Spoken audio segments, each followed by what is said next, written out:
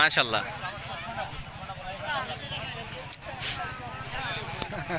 ওমা, আচ্ছা এটা কি? মানুষের লাগে বাদ জানি আরে বাবা।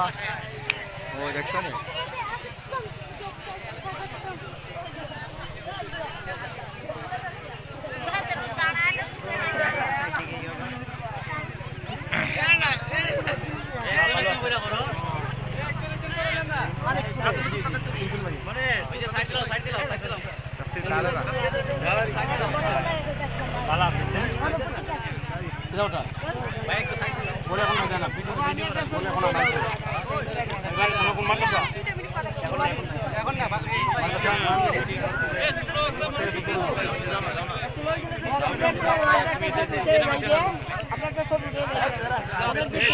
আচ্ছা তুলে নাও দেখি দেখি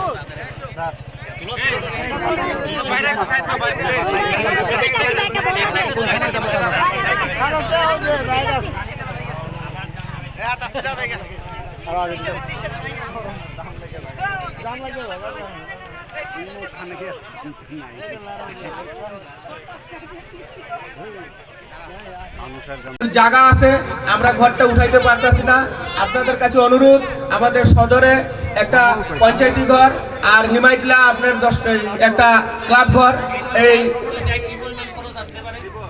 আপনাদের কাছে এটা অনুরোধ।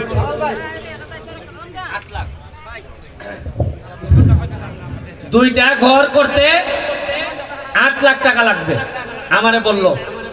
আমি তো বলছি যে সরকার যদি টাকা না দেয় আমি ব্যারিস্টার হিসেবে টাকা দিব, তাও অন্তত তোমাদেরকে ফিরাইতাম না। মন্দির তো করাই হবে। এই দুইটার সামাল আগাও আগাও কি তা কয়।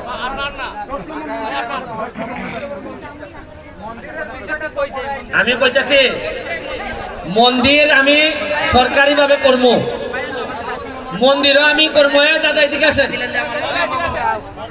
আগে বুঝেন মন্দির যা আছে তা সরকারি ভাবে বরাদ্দ দিয়ে আমি করবো।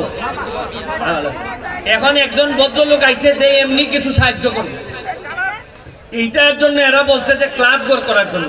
আপনার কোনো বক্তব্য আছে?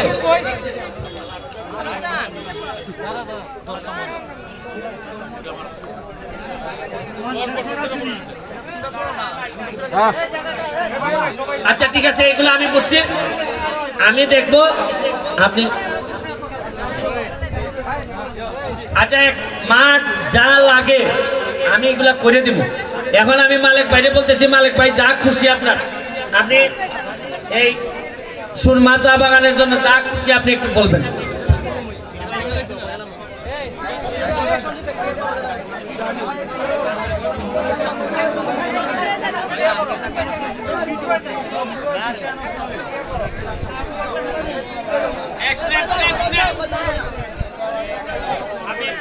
আমাদের এখানে আজকে ব্রিজ উদ্বোধনের সম্মানিত সভাপতি সুরমা বাগানের ম্যানেজার সাহেব উপস্থিত, এখানে অনেক মেহমান আছেন এবং আমাদের বাগানের শ্রমিক ভাইয়েরা। আপনাদের সুরমা বাগানে আজকে এই অনুষ্ঠানে আমি আসার জন্য আমি অত্যন্ত আনন্দিত হয়েছি। আপনারা যে দাবি দাওয়া তুলছেন অবশ্যই আমাদের এমপি সাহেব আপনাদেরকে এইগুলা অবশ্যই পূরণ করে দিবে এবং উনি কাজের লোক কাজ করবে। আপনারা যেভাবে উনাকে আপনারা ভোট দিচ্ছেন ঠিক এইভাবে আপনাদেরকে উনি আপনাদেরকে খুশি করবে। যাক, এখন আপনারা যে একটা দাবি তুলছেন আমি আপনাদেরকে 1 লাখ অনুদান আমি কাল বা পরশু আমি পৌঁছাই দিব এমপি সাহেবের মাধ্যমে। এই বলে আমি আমার বক্তব্য শেষ করছি। দেখেন মালিক জাপানিরে কইছিলাম 50,000 দিও, বেটা কানে কানে কয় কেমনে দিমু 50,000, শরম লাগে 1 লাখ কই দিব, বুঝছেন? আর অন্য কেউ 50 করলে কয় 10 10 10। এই 1 লাখ টাকা উনি